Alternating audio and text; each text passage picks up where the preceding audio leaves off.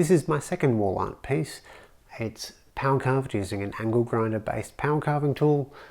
It's solid beech with a black wax ebonized finish. And as an added bonus, it even lights up for some nice ambient lighting here in my lounge room. If you stick around and watch the rest of the video, I'll show you how you can make your own version of this.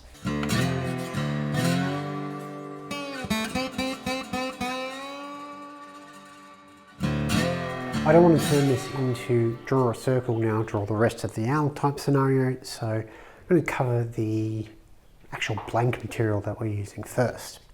I've got this beech panel. This was a benchtop panel. You can buy them from hardware stores. So in my case, this was from Bunnings. It was originally, I think, 1800 by 600 by 26 millimeters. This is just the offcut that we had, though there's no reason that you need to use something like this. I know this does carve well, but you can glue up any sort of solid wood. Plywood would probably be okay too, but very messy and difficult to get smooth. The thickness isn't overly important, but you do need to take into consideration how much material you're removing. On larger pieces, you're going to want it thicker as well, so that those details stand out a little bit more. You'll notice that we've already drawn the design on.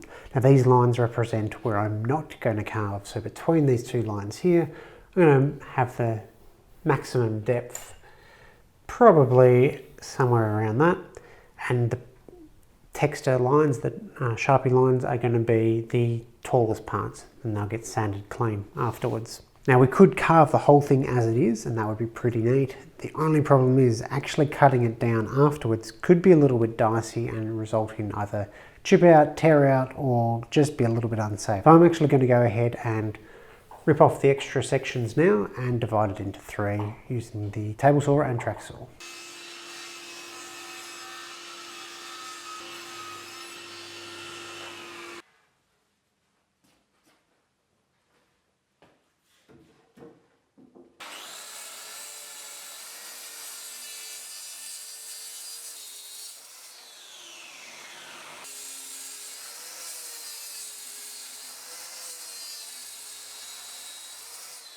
If you've never done any power carving, it can be quite intimidating, so we'll go over some of the basics. In this case, I'm going to be using an Arbortech turbo plane that attaches to any 4 or 4.5 inch grinder.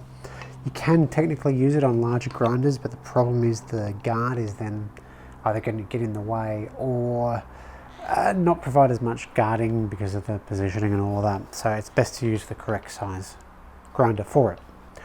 It has carbide teeth in it, 3 carbide teeth that have no cutting edge on the side, only on the bottom. So what that means is that if you do that, it's just going to burn the wood, you're not going to get any cuts. But as you tilt it over, it's going to increase the aggressiveness of the cut, and finally a flat cut is as aggressive as you can get. Typically I'll have it probably something like that.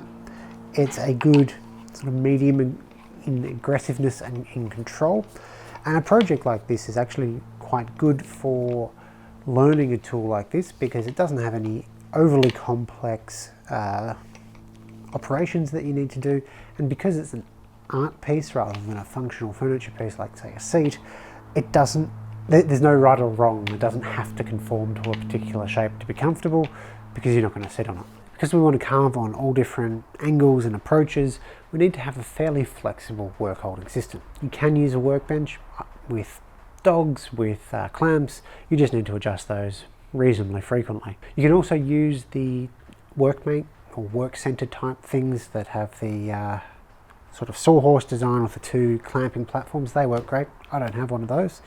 Instead I've got essentially a knockoff version of Triton's Super Jaws.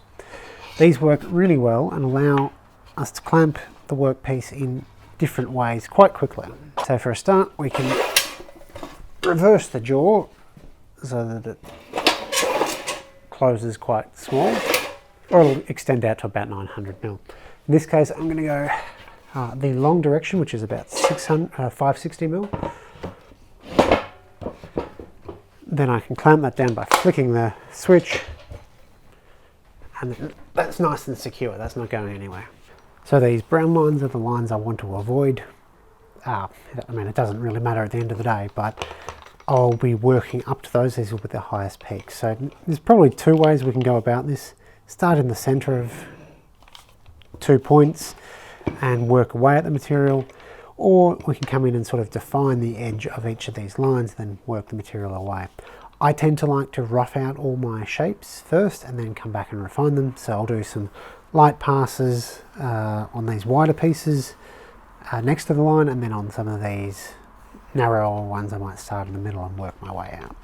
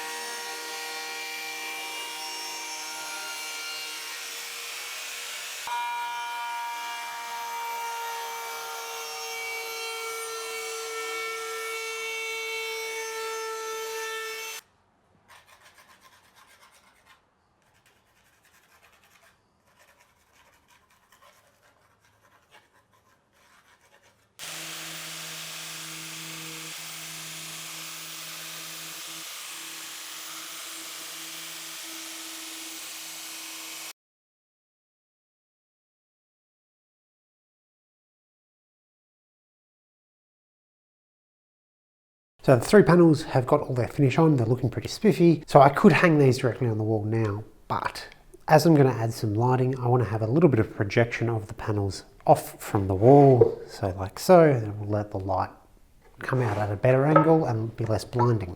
To do so, I need to rip some strips. I'm going to go for 50mm projection off from the wall, so that's 2 inches.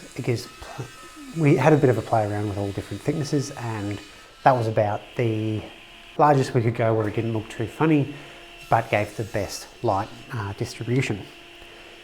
To do that, I've got some plywood that I'm going to rip down into 50mm strips and then attach to the back using tabletop clips. The short pieces will receive the tabletop clips. I've mentioned these in previous videos, and they allow for wood movement. You can use a biscuit jointer. In my case, I'm going to use a domino because that's what I've got. Just need to cut a 5mm slot for these to slide around in. So I'm going to cut those, but I do want them in a particular order or a particular side of the plywood, so they're not visible from the outside. So I've marked them so that I don't get confused when I actually go to domino them. Then this is just going to be butt joins with ample amounts of clamps, and the idea is that these panels will be attached that way and will hide these short rails, short plates. These short rails don't need to be the same thickness, and in fact in this case it's better because it'll allow a lot of the ambient light to sort of bleed underneath and expose in the middle sections, which is what my wife is after. Then I will route a channel, a small rebate for the LEDs to sit in, and we should pretty much be done.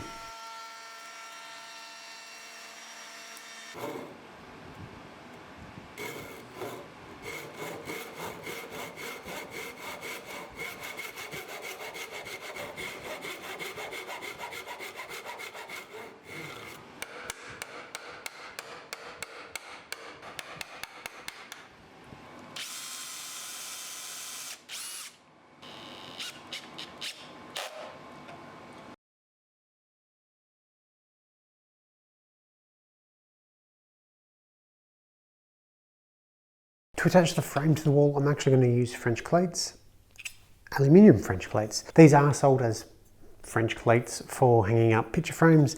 600mm length of it gives you about 60 kilos worth of weight capacity in plasterboard, which is pretty good. This weighs about 15 kilos all loaded up with all the panels, so a little bit more than what I need, but I've used these before. I used them on the resin triptych that I did almost a year ago now, and they work great. So I've actually already got them up on the wall. I don't need to move them. I'm moving the resin artwork elsewhere, so that's why I'm going for these rather than wooden French clay. So I'm not going to cover these in great detail, but you can see that there is one piece that goes on the wall, one piece that goes on the artwork, slides behind it, locks it in really well. The only thing with this frame that I need to do is add in some blocks for the picture frame half to attach to, and they need to be back about 9mm, which is basically the width of this, so that this lines up flush with the back of it. Then it'll hook in really well and neatly, and you won't see any of the hanging mechanism.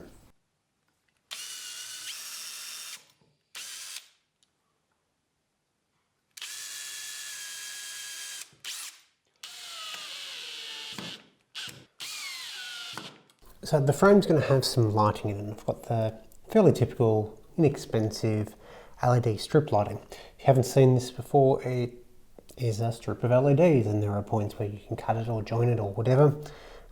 This happens to be a 5 meter reel. I've cut off the very end of it. And this one is USB powered, so we can use a power bank and get some colour. Probably will just leave it on white or maybe a orangish-ish colour, add some ambient lighting for the room that this is going in. Initially my wife didn't want wires running down the wall, so that's why we went with the USB powered option. However, down the track we probably, now actually seeing it all working and all of that, probably will go with something wired so we can run it for a bit longer. So with that being said, I'm not going to really permanently attach it. And instead it'll just use the double-sided tape that is on the back of the LED strips. That's what the routed groove is for, and as you can see I've got pieces of tape just holding it in position, so I've got everything lined up. So now I can start peeling the backing off and sticking it into that rabbet, and hopefully not make too much of a mess of it. Hopefully it's not too hard to see, but with the battery pack there, it's blinking away, and that needs relatively easy accessibility, so I can pull that out. Double-sided taped here, I've got the IR sensor for the remote, so I can turn that on and off. But as I said, we'll probably replace this with some 12-volt mains connected LEDs, so likely we'll have a power strip run down there to the plug in the wall, and then this can be left on a lot longer without needing to charge, particularly at night time, because when it's on the strobe mode, it's actually quite a nice, calm, peaceful sort of light that goes through. If you do end up making something like this, I'd love to see photos or videos of it in action. Thanks for watching.